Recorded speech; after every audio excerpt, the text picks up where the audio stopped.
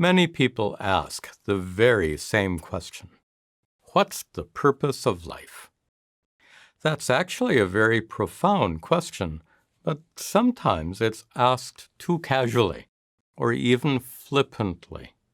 My own guru once responded to that attitude by answering very tersely, "The purpose of life is to live." That's true, of course, but there's a lot more to it. What does it mean to live? In the world of nature, to live is to grow. As long as a plant grows, it lives. When it stops growing, the plant dies. If we apply this principle to our lives, we could say, as long as we continue to grow, we live. And when we stop growing, we start dying. That's a really powerful observation about our lives.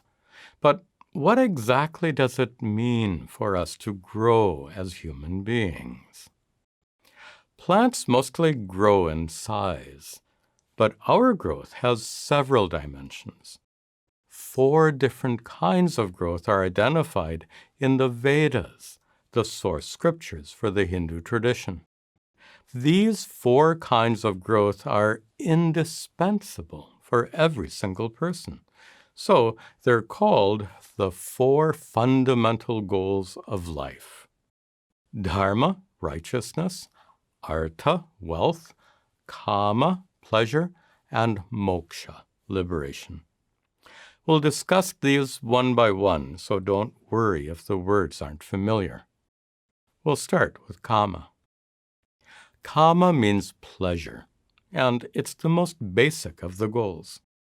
By implication, kama includes happiness, joy, love, and contentment.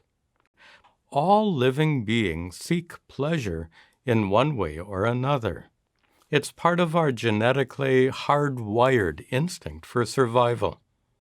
Even one-celled creatures called amoebas seek pleasure, in a manner of speaking.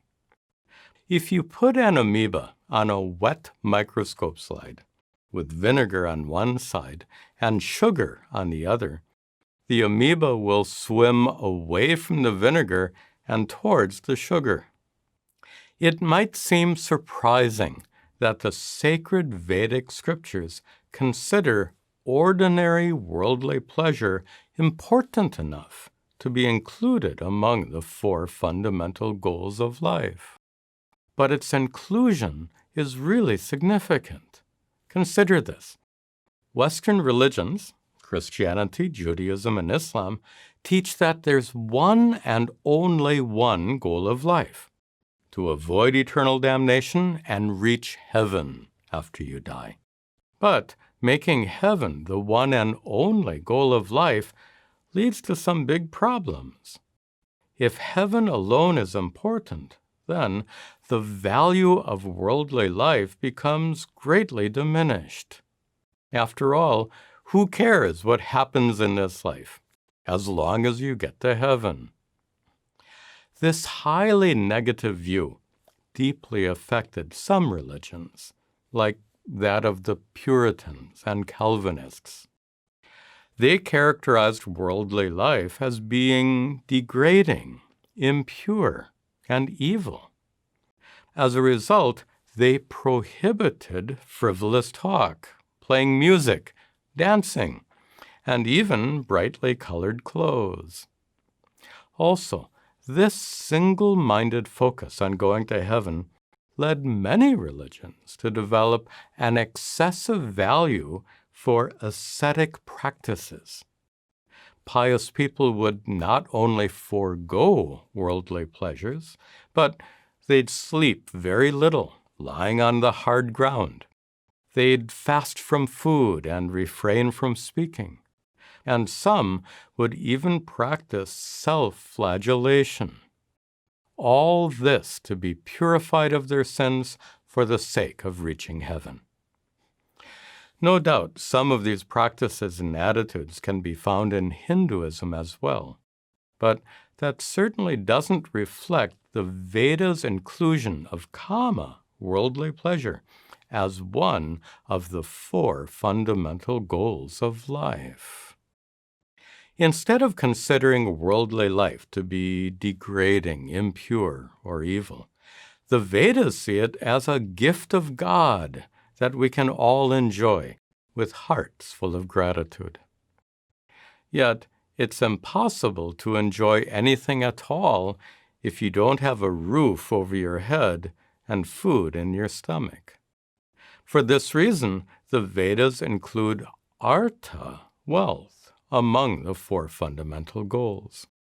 Wealth is needed to ensure that we can enjoy the pleasures of worldly life not only today, but tomorrow and for the rest of our lives. Unfortunately, some people pursue kama and artha, pleasure and wealth, in ways that cause harm to themselves or others, or in ways that are dishonest, immoral, or unlawful. But that's prohibited because the Vedas also include dharma, righteousness, among the 4 fundamental goals. Pleasure and wealth are to be pursued only in ways that conform to dharma. Dharma is considered a fundamental goal of life for the following reason. Based on the doctrine of karma, by following dharma, you can accumulate good karma and avoid bad karma. Your accumulation of good karma can help you gain more pleasure and wealth either later in this life or in future lives. And if you accumulate enough good karma, you could even reach heaven, swarga, in your next life. As we saw before, going to heaven is the one and only goal for Western religions. Hinduism also accepts heaven, but doesn't consider it to be the ultimate goal of life. Why not? According to the doctrine of karma, heaven is not eternal. It's a temporary state, a finite lifetime of pleasure. Heaven is the result of accumulated good karmas, but those good karmas are not infinite in measure. Your finite good karmas can't possibly result in an eternity of heavenly pleasure. Nor can your finite bad karmas condemn you to eternal damnation. Instead, after enjoying a lifetime of pleasure in heaven, or after suffering a miserable lifetime in hell, you'll eventually get reborn and begin another life elsewhere. It's really important to pursue these first 3 goals, dharma, artha, and kama, simultaneously, in a balanced, harmonious manner. If you overemphasize kama, you could become a hedonist, a glutton, narrowly focused on sense pleasure. If you overemphasize artha, you could become a miser, clinging greedily to your wealth and resources. And if you overemphasize dharma, you could become so focused on getting to heaven that your lengthy prayers and extensive daily rituals leave you little time for worldly affairs. Balance is essential. Now then, what about moksha, liberation, the last of the 4 goals of life, the final dimension of human growth? It's mentioned last in the Vedic scriptures for 2 reasons. First, moksha is meant to be pursued only after the first 3 goals have been accomplished to a reasonable degree. That makes sense because it's impossible to perform most spiritual practices if you completely fail to pursue kama, artha, and dharma, and as a result, you end up hungry, homeless, or under arrest for criminal activities. The second reason moksha is mentioned last is that it's utterly unlike the first 3 goals. As we saw before, dharma, artha, and kama are all for the sake of enjoying happiness, joy, love, and contentment, either right now by pursuing kama, or later in this life by pursuing artha, or in future lives by pursuing dharma. Yet, the Vedas also teach that the actual source of all such happiness is the true inner self, atma.